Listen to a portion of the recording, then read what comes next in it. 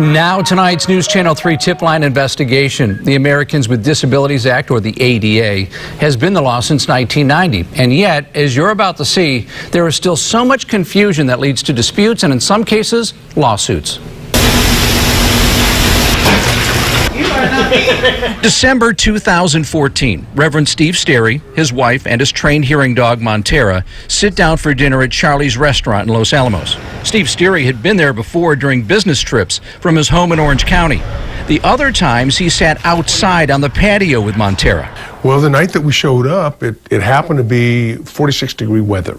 So they sat inside and looked forward to Charlie's tri-tip and his house Cabernet. A glass of Charlie's wine. But they never got the chance. My waitress said, you know, the dog is a little bit inappropriate, but he did something. Now I don't want to say it on TV. Charlie Gonzalez is the owner. He admits he wasn't at the restaurant when the waitress confronted the Sterrys about the dog.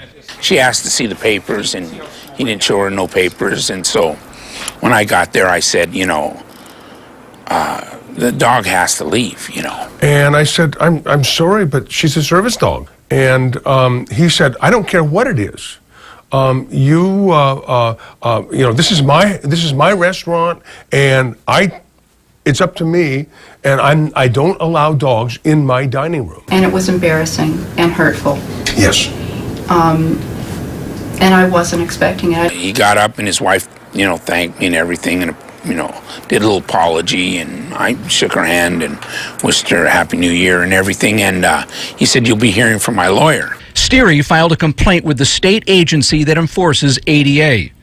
Gonzalez admits he didn't know the law until this happened. That's when he started reading up on it. And the scary part about it is we can't ask for any tags.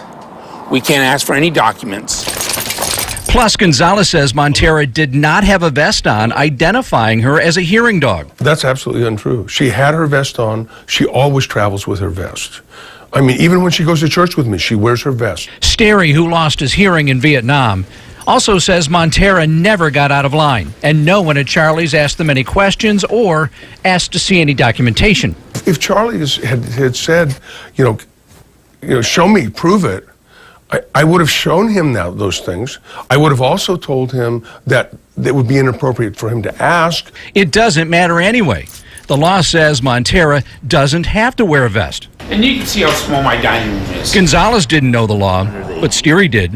News Channel 3 discovered he's filed at least 4 similar complaints in the last 2 years. In Charlie's case, Sterry negotiated a settlement. At first, he wanted $5,000, then $1,000. He accepted the $500, and then Dennis says, you know, Charlie, I've never had anybody ask for this.